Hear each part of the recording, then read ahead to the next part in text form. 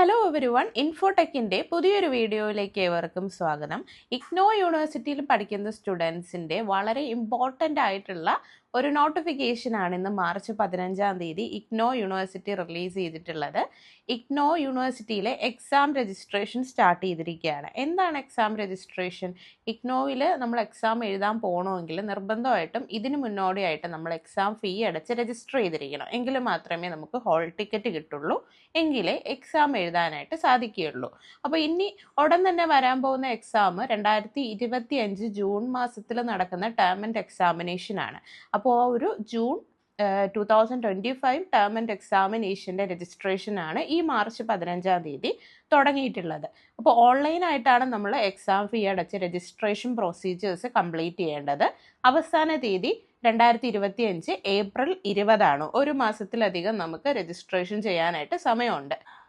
Registration സ്റ്റാർട്ടായി എന്ന് അറിഞ്ഞപ്പോൾ തന്നെ പലർക്കും ഉള്ള ഡൗട്ടാണ്, ആരൊക്കെയാണ് ഇപ്പോൾ ഈ ഒരു എക്സാം രജിസ്ട്രേഷൻ ചെയ്യേണ്ടത്, എത്രയാണ് ഓരോ സബ്ജക്റ്റിൻ്റെ ഫീ വരുന്നത്, എവിടെയൊക്കെയാണ് എക്സാം സെൻറ്റേഴ്സ് വരുന്നത്, ഇങ്ങനെ ഒരുപാട് ഡൗട്ടുകളാണ് എല്ലാവർക്കും ഉള്ളത്. അപ്പോൾ ആ ഡൗട്ട്സുകളൊക്കെ നമുക്കൊന്ന് ക്ലിയർ ചെയ്താലോ? ആദ്യം തന്നെ ആർക്കൊക്കെയാണ് ഇപ്പോൾ എക്സാം രജിസ്ട്രേഷൻ ചെയ്യാൻ സാധിക്കുക എന്ന് നമുക്ക് സെക്ഷൻ വൈസ് പറയാം. ഫസ്റ്റ് വരുന്നത് 2025 ജനുവരി സെക്ഷൻ, അതായത് ഇപ്പോൾ ഫ്രഷ് അഡ്മിഷൻ എടുത്ത സ്റ്റുഡൻസ് ഉണ്ടല്ലോ, അതിൽ സെമസ്റ്റർ വൈസ് പ്രോഗ്രാംസ് എടുത്തിട്ടുള്ള എല്ലാ സ്റ്റുഡൻസും അവരുടെ ഫസ്റ്റ് സെമ്മ് ഇപ്പോൾ എക്സാം രജിസ്റ്റർ ചെയ്യേണ്ടതാണ്. അതായത് ഇപ്പോൾ BCA, MCA, MCOM, MBA അങ്ങനെ വരുന്ന സെമസ്റ്റർ വൈസ് സ്റ്റുഡൻസ് എല്ലാം രജിസ്റ്റർ ചെയ്യണം. രണ്ടാമത് വരുന്ന കാറ്റഗറി 2024 ജൂൺ ജൂലൈ സെക്ഷനിൽ ഇയർ വൈസോ സെമസ്റ്റർ വൈസോ പ്രോഗ്രാംസിന് അഡ്മിഷൻ എടുത്തിട്ടുള്ള എല്ലാ സ്റ്റുഡൻസും ജൂൺ മാസത്തിൽ എക്സാം എഴുതാനായിട്ട് ഇപ്പോൾ എക്സാം രജിസ്റ്റർ ചെയ്യേണ്ടതായിട്ടുണ്ട്.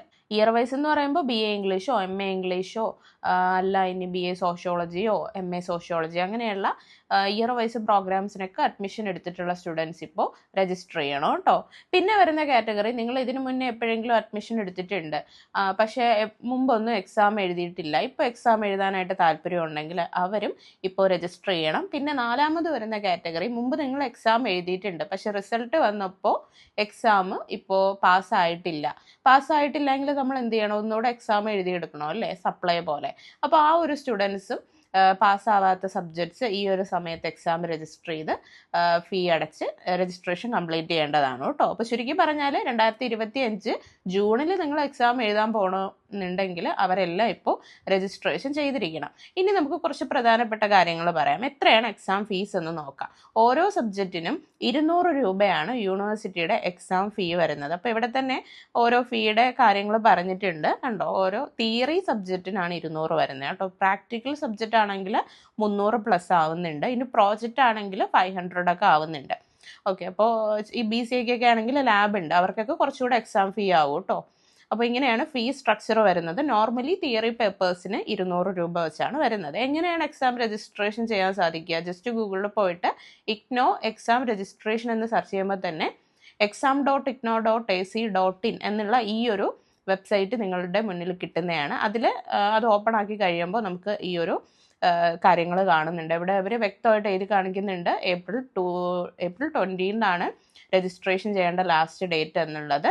രജിസ്ട്രേഷൻ തുടങ്ങിയെന്ന് അറിഞ്ഞപ്പോൾ തന്നെ ചിലരെങ്കിലും കരുതിയിട്ടുണ്ടാവും ഒരു മാസത്തിലധികം സമയമുണ്ടല്ലോ, അപ്പോൾ നമുക്കിനി പതിയെ രജിസ്ട്രേഷൻ ചെയ്താൽ മതി എന്ന് കരുതിയിട്ടുണ്ടെങ്കിൽ അങ്ങനെ ഒരിക്കലും ചെയ്യരുത് കേട്ടോ. ഇപ്പോൾ രജിസ്ട്രേഷൻ തുടങ്ങിയ ഇന്ന് തന്നെ PSMO കോളേജൊക്കെ പല സബ്ജക്ട്സിനും സീറ്റുകൾ ഫുള്ളായിട്ടുണ്ട്. അപ്പോൾ ലിമിറ്റഡ് നമ്പർ ഓഫ് സീറ്റുകൾ മാത്രമേ ഓരോ എക്സാം സെൻറ്ററിലും ഉണ്ടാവുള്ളൂ. അപ്പോൾ പെട്ടെന്ന് എക്സാം രജിസ്റ്റർ ചെയ്യുന്നുണ്ടെങ്കിൽ മാത്രമേ അടുത്തുള്ള സെൻറ്ററിൽ നിങ്ങൾക്ക് സീറ്റ് കിട്ടുള്ളൂ. പിന്നെ ചിലർക്ക് ഡൗട്ട് ഉണ്ട്, സ്റ്റഡി സെൻറ്ററിൽ മാത്രമേ എക്സാം രജിസ്ട്രേഷൻ ചെയ്യാൻ സാധിക്കുകയുള്ളൂ, അങ്ങനെയുണ്ടോ എന്ന്. അങ്ങനെയൊന്നുമില്ല. സ്റ്റഡി സെൻറ്റർ ഏതാണെങ്കിലും ഇന്ത്യയിലെ ഏതൊരു എക്സാം സെൻറ്റർ ആണെങ്കിലും നിങ്ങൾക്ക് ചൂസ് ചെയ്ത് ഇന്ത്യയിലെ ഏത് സെൻറ്ററിലും പോയി എഴുതാൻ പറ്റും കേട്ടോ. നിയറസ്റ്റ് ഒരു സെൻറ്റർ ഉണ്ടെങ്കിൽ അവിടെ ചൂസ് ചെയ്ത് എഴുതാം. ഓക്കെ, അതിന് വേറെ പ്രശ്നമൊന്നുമില്ല. ഇനി നമുക്ക് പെട്ടെന്ന് കേരളത്തിൽ എവിടെയൊക്കെയാണ് എക്സാം സെൻറ്റേഴ്സ് ഉള്ളതെന്ന് നോക്കാം. ആദ്യം ട്രിവാൻഡ്രം RCയുടെ അണ്ടറിൽ ഈ 4 സെൻറ്റേഴ്സാണ് ഉള്ളത് കേട്ടോ. അതായത് നാഗർകോവിൽ, പിന്നെ തിരുവനന്തപുരം സ്റ്റാച്യു ജംഗ്ഷനിലുള്ള ഭാരതീയ വിചാര കേന്ദ്രം ആ ഒരു സെൻറ്റർ, പിന്നെ അൽസയൻസ് കോളേജ്, DB പമ്പ പത്തനംതിട്ട ഈ ഒരു സെൻറ്ററാണുള്ളത്.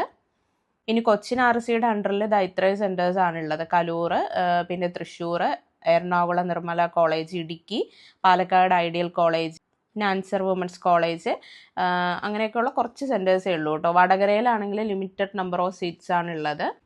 വടകരയിലാണെങ്കിൽ ഇത് ഇത്രയും സെൻറ്റേഴ്സ് മാത്രമേ ഉള്ളൂ കേട്ടോ, ഒരു 8-10 സെൻറ്റർ മാത്രമേ ഉള്ളൂ. അപ്പോൾ കഴിഞ്ഞ തവണ വെച്ച് കമ്പയർ ചെയ്യുമ്പോൾ സെൻറ്റേഴ്സ് വളരെ എണ്ണം കുറവാണ്. ഇപ്പോൾ ട്രിവാൻഡ്രത്തൊക്കെ ആണെങ്കിൽ മാർവേനസ് കോളേജൊക്കെ ഒരുപാട് പേര് ചൂസ് ചെയ്തുകൊണ്ടിരുന്ന എക്സാം സെൻറ്റേഴ്സ് ആയിരുന്നു. അതൊന്നും ഇത്തവണ ഇല്ല. പിന്നെ കോട്ടയം CMS കോളേജ്, കോട്ടയത്ത് ഇത്തവണ പക്ഷേ സെൻറ്ററേ ഇല്ല. മുമ്പ് CMS കോളേജൊക്കെ ഉണ്ടായിരുന്നതാണ്.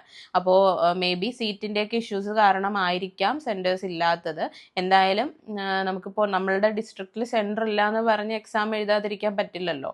അപ്പോൾ ഒരു സെൻറ്റർ ഇല്ലെങ്കിൽ അടുത്ത് എവിടെയാണോ നിയറസ്റ്റ് ഉള്ളത് അത് ചൂസ് ചെയ്ത് എക്സാം ഇതുപോലെ രജിസ്റ്റർ ചെയ്യുക കേട്ടോ.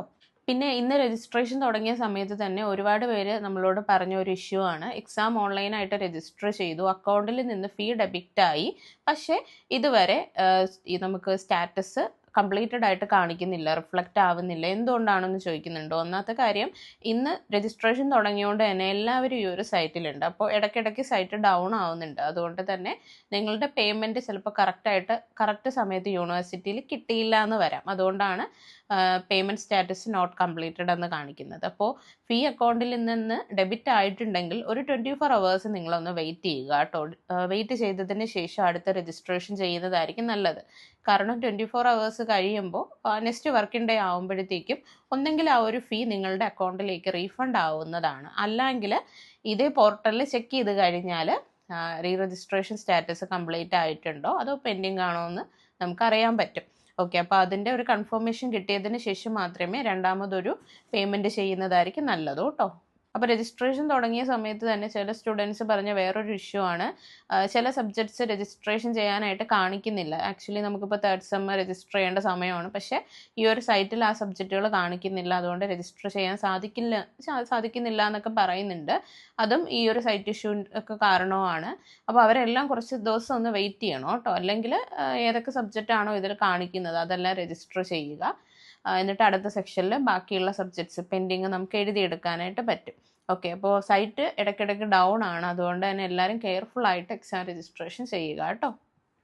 അപ്പോൾ എപ്പോഴത്തെയും പോലെ തന്നെ ഇൻഫോടെക്കും ഇത്തവണയും എക്സാം രജിസ്ട്രേഷൻ സർവീസസ് കൊടുക്കുന്നുണ്ട് ഓൺലൈനായിട്ട് തന്നെ. അപ്പോൾ ഇൻഫോടെക് വഴി എക്സാം രജിസ്ട്രേഷൻ ചെയ്യാൻ താല്പര്യമുള്ള സ്റ്റുഡൻസിന് വീഡിയോയിൽ കാണുന്ന നമ്പറിൽ വാട്സപ്പ് മുഖേന ഞങ്ങളെ കോൺടാക്റ്റ് ചെയ്യാവുന്നതാണ്. അപ്പോൾ കോൺടാക്ട് ചെയ്യുന്ന സമയത്ത് തന്നെ എക്സാം രജിസ്ട്രേഷൻ ആണെന്ന് കൂടെ ഒന്ന് മെൻഷൻ ചെയ്യുക കേട്ടോ. സോ വീഡിയോ യൂസ്ഫുൾ ആയെന്ന് പ്രതീക്ഷിക്കുന്നു. യൂസ്ഫുൾ ആയെങ്കിൽ വീഡിയോ ലൈക്ക് ചെയ്യുക, ചാനൽ സബ്സ്ക്രൈബ് ചെയ്യുക. മറ്റൊരു വീഡിയോ ആയിട്ട് കാണുന്നത് വരെ ഗുഡ് ബൈ.